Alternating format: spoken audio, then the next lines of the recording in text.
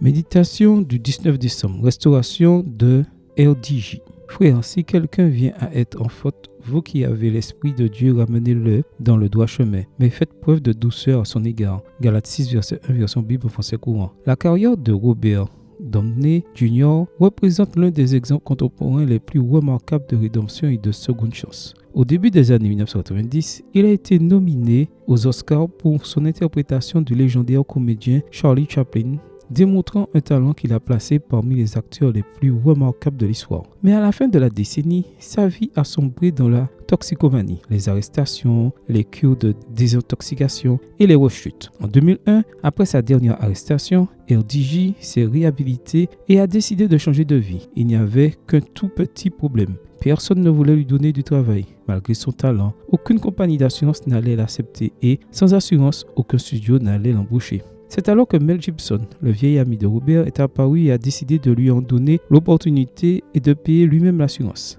Après avoir travaillé avec Gibson, RDJ a obtenu quelques seconds rôles, mais personne ne lui faisait confiance pour jouer le rôle principal dans un film. C'est alors qu'apparut Jon Favreau, qui avait été embauché par Marvel pour réaliser le premier film de l'univers cinématographique Marvel, Iron Man. En étudiant le rôle de Tony Stark, Favreau est arrivé à la conclusion que Robert était la personne idéale. Et bien que Marvel ait initialement refusé, Favreau n'a pas abandonné. Mon travail en tant que réalisateur consistait à prouver que c'était la meilleure option d'un point de vue créatif. Et désormais, l'univers Marvel est la plus grande franchise de l'histoire du cinéma. Il n'est pas toujours facile de faire pour les autres ce que Mel Gibson et Jon Favreau ont fait pour Robert Downey Jr. Mais cela porte toujours ses fruits. Peux-tu imaginer ce qui serait arrivé à l'église primitive si Jésus n'avait pas restauré Pierre et ne lui avait pas donné une seconde chance? Voir Jean 21, verset 15 à 19. Et si Barnabas n'avait pas donné une seconde chance à Marc malgré ses erreurs? Voir Acte 15, verset 39. Le Dieu qui nous a donné tant d'opportunités nous invite aujourd'hui à tendre la main à ceux qui sont tombés, à les aider à reconstruire leur vie et à reprendre confiance en eux-mêmes. Peut-être y aura-t-il aujourd'hui quelqu'un de ton entourage qui aura besoin de ton aide pour restaurer sa vie.